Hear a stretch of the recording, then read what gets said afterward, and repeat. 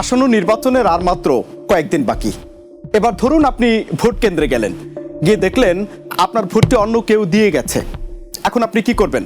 আপনি কি ফিরে আসবেন, নাকি এর কোনো সমাধান আছে? চলুন জানবো এর সমাধান বা সমস্যার নেপথ্যে কি। বাংলাদেশে গত এক দশকে ভোট জালিয়াতি, আগের রাতে ব্যালট বাক্স ভর্তি বা অন্য কারো ভোট দিয়ে দেওয়ার মতো অভিযোগগুলো সংবাদ মাধ্যমে নিয়মিত স্থান পেয়েছে। অনেক ভোটাররা কেন্দ্রে গিয়ে দেখেন তার ভোটটি আগে দেয়া হয়ে গেছে, ফলে চরম ক্ষোভ আর হতাশা নিয়ে তাদের বাড়ি ফিরতে হয়। তবে আমরা অনেকে জানি না যে বাংলাদেশের নির্বাচনী আইনে এমন পরিস্থিতির জন্য একটি সুনির্দিষ্ট সমাধান রয়েছে।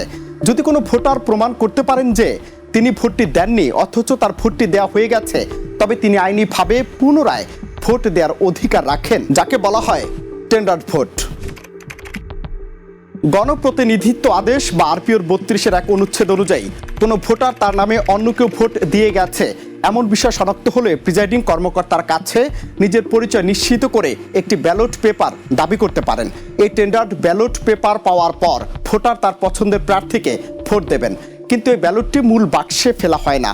পরিবর্তে প্রিজাইডিং কর্মকর্তা ব্যালটটি একটি আলাদা খামে ভরে ভোটারের নাম ও নম্বর লিখে সংরক্ষণ করবেন। মূলত কেন্দ্রে বিশৃঙ্খলা এড়ানো এবং ভোটারকে মানসিকভাবে সান্ত্বনা দেওয়ার জন্য এই বিশেষ বিধানটি আইনে রাখা হয়েছে। টেন্ডার্ড ভোট দেওয়ার সুযোগ থাকলেও নির্বাচন বিশ্লেষকদের মতে এটি একটি সান্ত্বনামূলক বা প্রতারণামূলক প্রক্রিয়া, কারণ এই ভোটটি চূড়ান্ত গণনার সময় যোগ করা হয় না।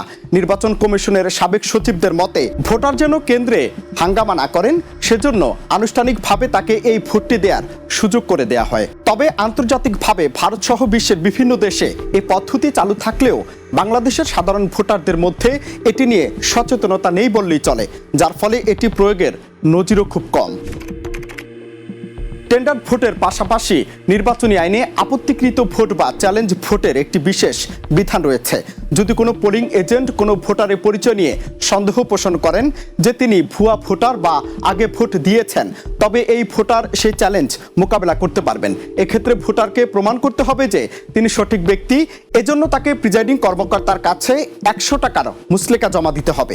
মুচলেকা জমা দেওয়ার পর তাকে যে ব্যালটটি প্রদান করা হবে সেখানে তিনি তার পছন্দের প্রার্থীকে ভোট দেবেন। এটাকেই বলা হয় আপত্তি ভোট। টেন্ডার্ড ভোট এবং আপত্তি ভোটের মধ্যে সবচেয়ে বড় পার্থক্য হলো এদের কার্যকারিতা ও গণনা পদ্ধতিতে। টেন্ডার্ড ভোট আলাদা খামে রাখা হয় এবং তা কখনই গণনা করা হয় না। অন্যদিকে আপত্তি ভোটটি পৃথক খামে রাখা হলেও গণনার সময় এটি মূল ফলের সাথে যুক্ত করা হয়। অর্থাৎ আপত্তি ভোট কোনো প্রার্থীর জয় পরাজয় সরাসরি ভূমিকা রাখতে পারে।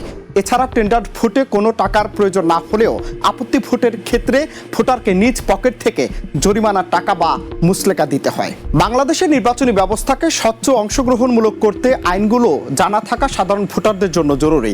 যদিও টেন্ডার্ড ভোট গণনায় আসে না, তবু এটি ভোট জালিয়াতি নথিবদ্ধ করার একটি শক্তিশালী হাতিয়ার হতে পারে। এখন প্রশ্ন হলো, এই ভোটগুলোকে কেবল সান্ত্বনা হিসেবে না রেখে এর আইনি গুরুত্ব বা গণনার ক্ষেত্রে স্বচ্ছতা নিশ্চিত করতে পারলে বাংলাদেশের নির্বাচন ব্যবস্থায় আসতে পারে অনেক বড় ধরনের একটি পরিবর্তন, যা দেশের সাধারণ মানুষের জন্য একটি বড় সাফল্য হতে পারে।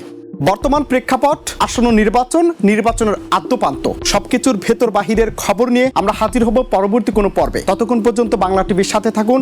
আর এতক্ষণ সঙ্গে ছিলাম আমি অনন্ত হাসান মাসুদ।